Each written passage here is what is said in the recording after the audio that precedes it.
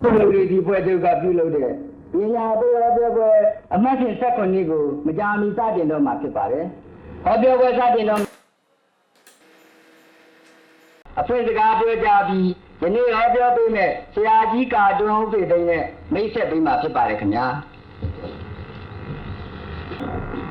အခုကျွန်တော်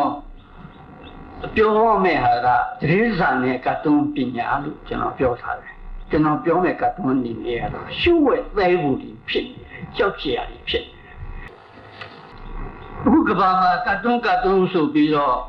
ဒီတိုင်းကြီးတပြိုင်ပြီးညီကျိတ်မှုချင်းဖလှယ်ကြအဲ့လိုဖလှယ်လို့ပဲကတ်တွန်းဟာဝါရစစ်စစ်ရေးတွေမှာသုံးတဲ့လက်နဲ့တစ်ခုလည်းဖြစ်တယ်အဲ့ဒါကြောင့်မို့လို့ရှုဝဲသဲဖို့လို့ကျွန်တော်ပြောတာပါကတ်တွန်းမှာကျွန်တော်နှမျိုးရှိတယ်ခလီးတွေကြိုက်တဲ့ကွန်မြူနစ်ရုပ်ပြသူဘာလို့ရေးတဲ့လူနဲ့ဒီဇာမှာရေးတဲ့ကတ်တွန်းဆရာမတူဘူးငွေကောင်းတာခလီးတွေမဟုတ်ရနှိုက်ယူတဲ့ပတ်စံကပို့ပြီးတော့ချမ်းသာပါဘုရားခံယူခြင်းနဲ့ဗာနဲ့ရေးတဲ့အခါကျတော့အန္တရာယ်လည်းများတယ်တိတ်ပြီးများတယ်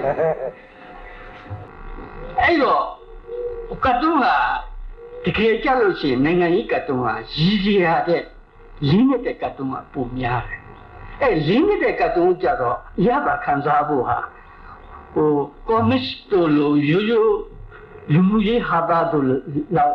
တော့ဟုတ်ဘူးသူကပူပြီးခက်တယ်နည်းနည်းတယ်အခုကျွန်တော်ပြောမဲ့ဟာတွေကများသောအားဖြင့်အဲ့လိုကတ်တွန်းမျိုးတွေများပါတယ်ရည်ရည်သိမ့်မပါပါဘူးကတ်တွန်းဆိုပြီးတော့ရည်ရည်လို့တော့မထင်ကြပါနဲ့